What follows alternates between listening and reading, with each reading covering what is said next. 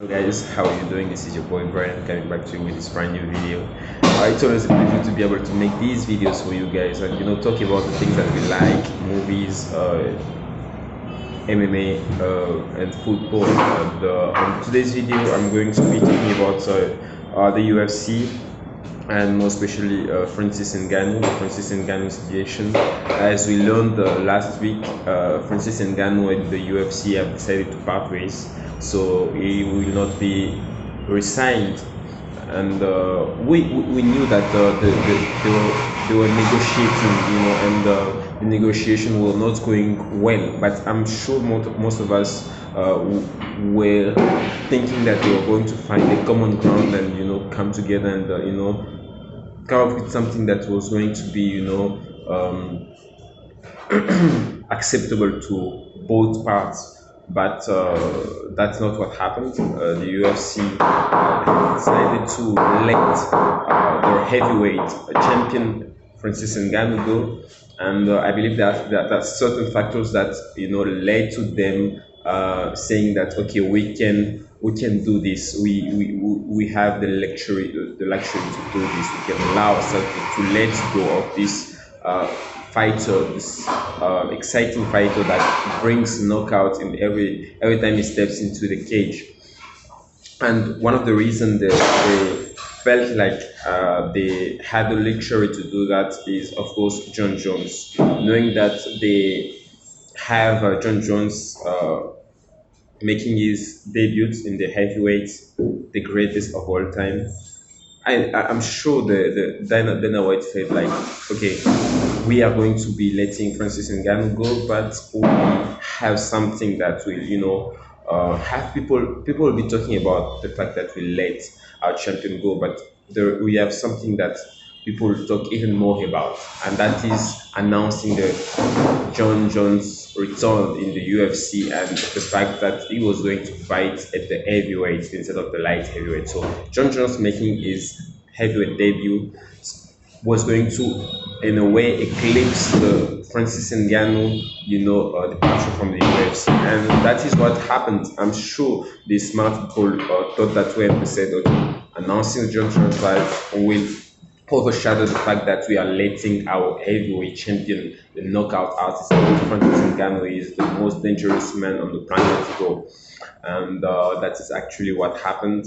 The second thing is also they knew that they still have the one that most people call the greatest UFC heavyweight, and that is Stipe Miocic.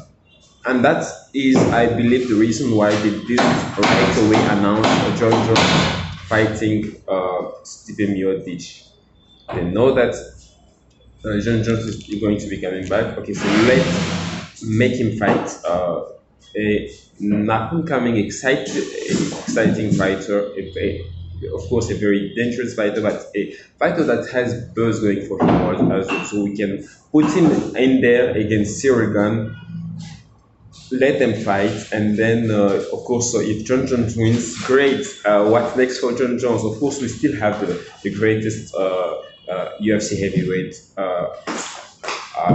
there in the corner waiting, and that is Stipe Miocic. And if it's Cyril Gane, there are so many ways they can go with Cyril Gane. So I believe those are some of the reasons they had to let they felt like they could allow themselves to let Francis Ngannou go. And also on the side of Francis Ngannou, I understand the fact that he wanted this freedom. He wanted to be able to, be a UFC fighter, but to also be able to, catch on some opportunities that are out there, and some of the claims, the things he was asking for are rightfully should be rightfully given, like a fighter insurance, right? How can you not insure, having insurance for your fighters? They are out there risking their lives, fighting. They are at risk of brain damage. They're at risk of breaking their arms, the arms and legs, etc. Those fighters need health insurance. and that is something that I hope that in the future more fighters will stand up for themselves and be asking for that. Uh, so from that, I believe that Francis Ngannou was right to stand his ground to believe that okay, I'm not going to sign for less than this one.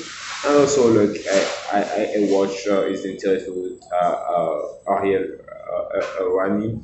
He says that he felt like every time he was coming back to the negotiation table, it was always about UFC telling him what they wanted to offer him over them looking at what he was asking for.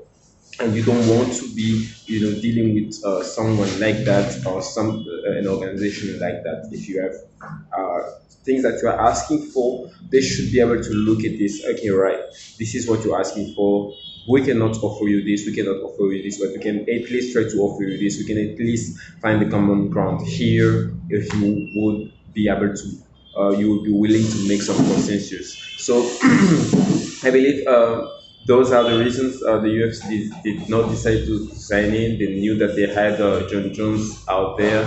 They knew that they had, just knowing people knowing that John Jones is going to be competing in the heavyweight and not farther than March was going to create a buzz that was going to kind of overshadow the fact that Francis Ngannou was leading. Now, where is Francis Ngannou going next? I don't know. I would like to see him, do what he really wants to do. I believe he wanted to box a little. I don't think it's going to be a great experience for him, competition wise. If he is going to face up, to be facing those big heavyweights like those, great heavyweights like Fury, Deontay, or Anthony Joshua, even injuries, I don't think it's going to be a very great experience for instance Ngannou. Just because when you look at Francis Ngannou, the way he moves, the way he fights, he's a heavy guy, and it feels heavy. And those people, those boxers know how to move to get out of the way, and I don't see Francis Ngannou really being a threat to those big heavyweights. Maybe he lands one, but I don't see him really landing one. But who knows? So yeah, let him do what he wants to do, and why not come back to the UFC? I know the UFC is this stubborn child with the stubborn boss. Dana White is someone who's very stubborn. When he wants to do something, he does it, and when he doesn't want to do something, it's really hard for you to convince him to get him to do it. So hopefully, they can come together after a few months and decide to make a deal. If not, it will be hard for me to watch the UFC and not be able to watch my one of my favorite fighters. I don't really follow Bellator. I watch a few fights from Bellator, but I don't really have the time and follow Bellator or even the PFL.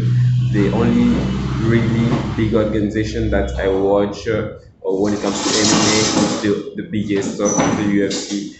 So if Francis Ngannou who's going to compete in one of those other organizations, I don't believe I'll be watching his fight because I don't see him like who is he going to fight and have me excited. Which fight is Francis Ngannou going to have in those other organizations and get me excited? I don't see any. So the real competition in MMA is in the UFC. You have the example like Chandler will tell you that. I'm not saying that all of the great fighters are in the UFC, but the great challenges are in the UFC. So let's see what happens with those two. Like I mean, the UFC and the Francis Ngannou, and yeah, see you in the next video. Bye bye.